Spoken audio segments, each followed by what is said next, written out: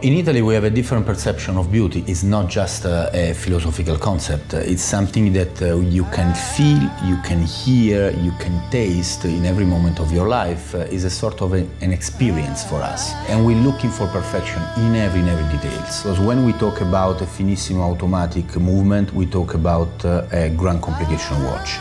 In the finissimo execution, you need just the things that have to work in a proper way.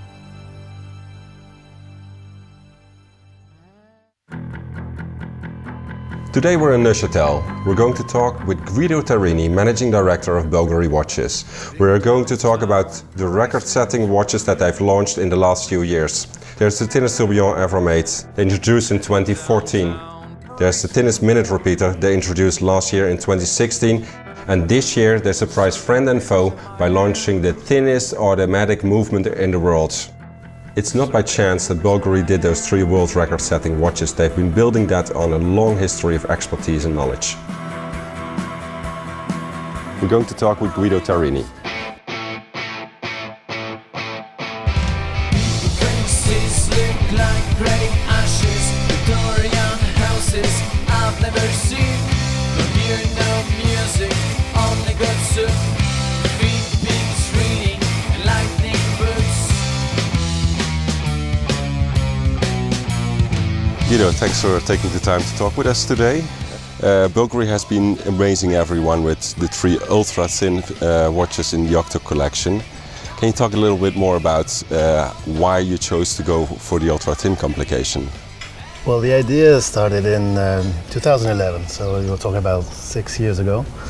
And we were observing that in the industry, the ultra-thin watches were very beautiful timepieces, inspired by tradition, but they were anchored in an old-fashioned style. So we were talking about the aesthetic codes that were very traditional, codes of the 50s, the 60s, so not our generation. Furthermore, they were destined to formal occasions. So we wanted to really change the rule of the game and bring into this Italian elegance, which is very contemporary, and to come up with a collection that was meant for the most elegant men of our days. Of course, we needed the movements that we didn't have, so we started developing them in those years. Developing these ultra-thin movements is rather complex. So how much of the knowledge that you needed for that was already in the company, or did you need to set up a new company, develop new skills and knowledge in order to create those ultra-thin movements? Well, the company had already started a process of internalizing know-how at the highest level possible. Everything started in the year 2000, in July, when the family bought 2 very niche but very high-end brands, the Gerald Genta and Daniel Roth. They were able to do Grand Sonnerie, to do high-end complications. And there we had a knowledge not really on ultra thin, but when you do a complication and you have 900 components for a Grand Sonnerie, of course, the questions of being thin exist. So the savoir-faire was already there, but it was not applied to a simple 3-hand watch movement or a simple tourbillon movement. The talents were already there. The knowledge was extremely high in construction. But that's not only the part of the watch, because the other part of the watch is the habillage, the case and the dials. When you have a case of 5 millimeters and 40 millimeters wide, you have tensions that the owner of the watch is putting on the watch. When you pull your strap and you have your Adeon fit of the strap, you're pulling a tension on the case. So especially on gold, which is not a very stubborn material, you need to understand which are the consequences of that. So having an integrated manufacture is a beauty in terms of understanding the limits that you can do as a whole object. You don't find out when you assemble parts that somebody else does, but you do it in the process of creating it. How many years did it take to, for instance, create this one? Was it already in the planning since the beginning to create the thinnest automatic movement and that big case, so extremely thin?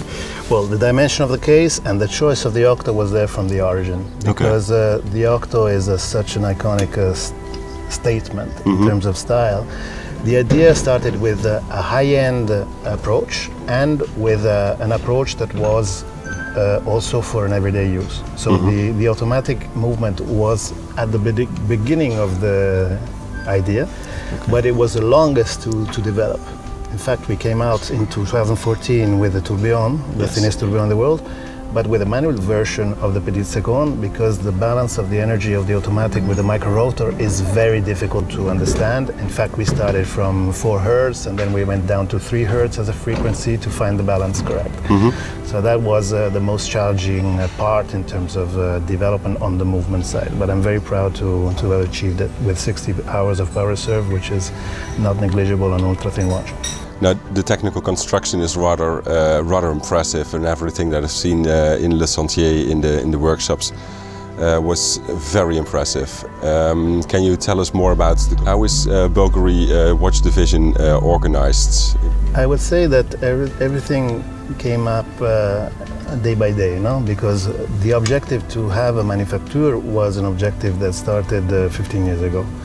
Then you have to find the opportunities to find the correct ways to internalize. So starting from Darinrot and Geralgenta, we were looking at who were their suppliers, which were dial suppliers, very niche, very small company. Those founder-owned company where the founder does everything from the development, and then he has to deal with banks, the toilet paper for the restrooms, everything. No? So we took out everything that is not on the métier, so we supported that and make the métier blossom. So now I'm very proud to say that we have an integrated manufacturer that really can perform. We do 90-95% of our production in-house. I found it very interesting to see the construction with the monoplatine and the ball bearings. Can you tell more about that? Well, that was an idea who we clearly partnered in developing on having an innovative way to build a tourbillon, because the tourbillon cage is very thick usually, no?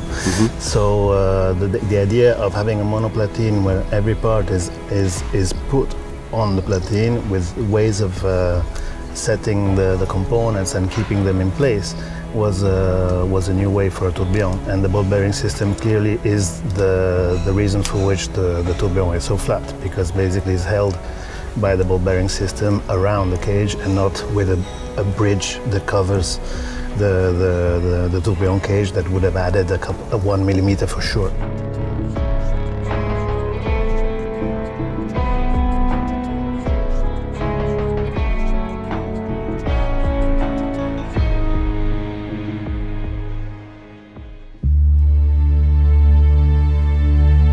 As a designer, we love to play with constraints. This is my pleasure, and often the constraints drive the aesthetic in the object and makes a turning point in the project.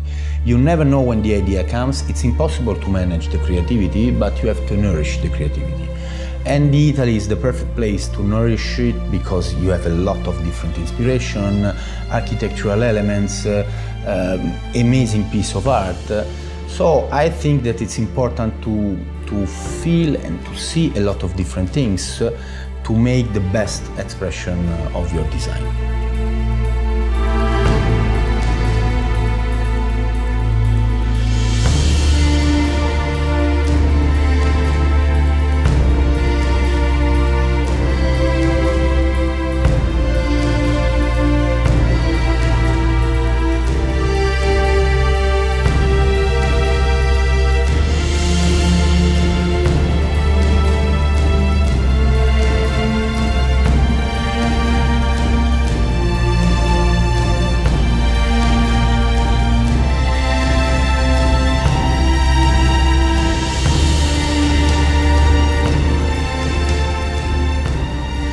The design is also kind of outstanding, novel, very impressive, masculine, if I may say so. How did this kind of design come to what it is now? It is inspired by the purity of Italian design, if you want. Italian design is not decorative, it's about its proportions, it's about being very clean, very simple, and very long-lasting in its taste. No? And everything started in terms of aesthetic with the minute repeater, the thinnest minute repeater in the world that we did last year, where you have technical and aesthetical elements that are very bond together, no? Because, for instance, the choice of the material in titanium was a technical choice because the titanium chimes very well. So you do a choice of material, the titanium, which is very powerful in terms of chime, but also you have the indexes that are hollow. The indexes are done hollow aesthetically, but also to have the sound that propagates also on the upper side of the dial. So you're using the whole space of the case, even if the case is only 6.8 millimeters. So at the end, you have an aesthetic choice, which is also functional.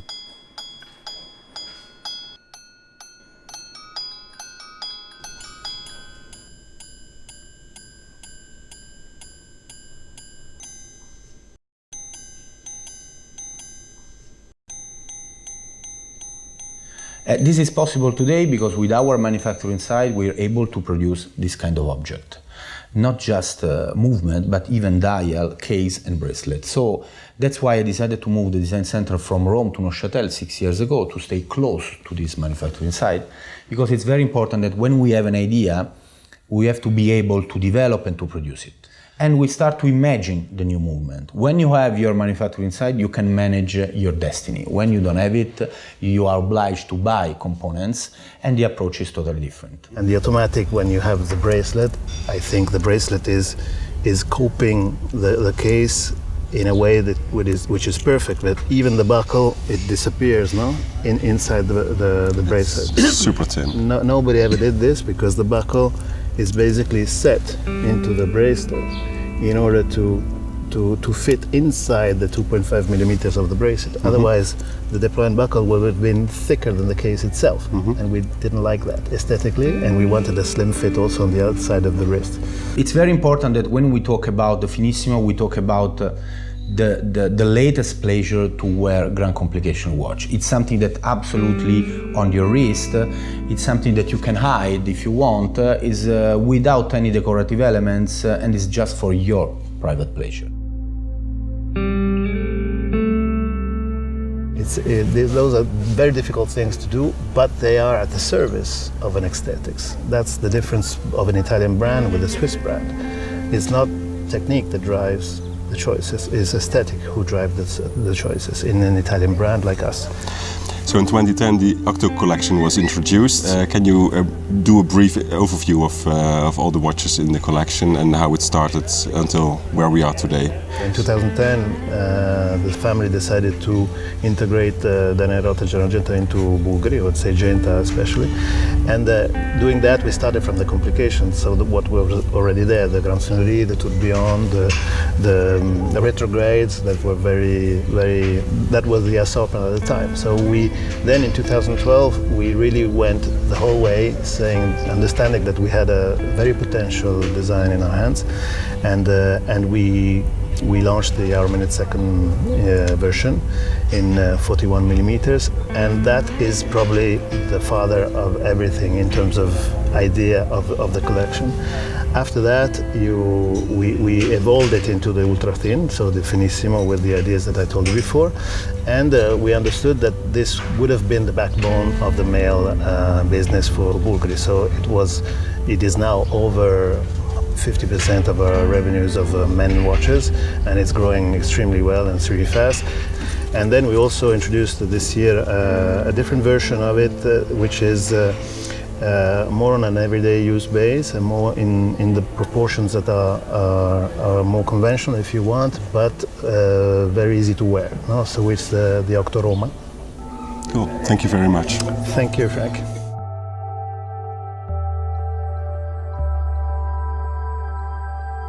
I have to be able to recognize an object from 10 meters. I'm not obliged to see the logo on the dial, because if I have to read the logo on the dial, maybe I make a mistake. When you see the Octo, I love to say that it's a small architecture. It's just pure shapes. When you put together this pure shape, generate a new aesthetics. It's absolutely pure. It's you don't need to make a maquillage, because when you need to make a maquillage, maybe your idea it's not strong enough. But when your idea is absolutely unique and strong, you don't need to have facelift or maquillage. It's the idea that comes out. You cannot find this watch on another brand today in this environment. And the Octo Finissimo is the latest execution, but it's just the beginning for us because it's an impressive asset, and we continue to manage Octo Finissimo in different execution, and we will continue to talk about Octo Finissimo in the next future.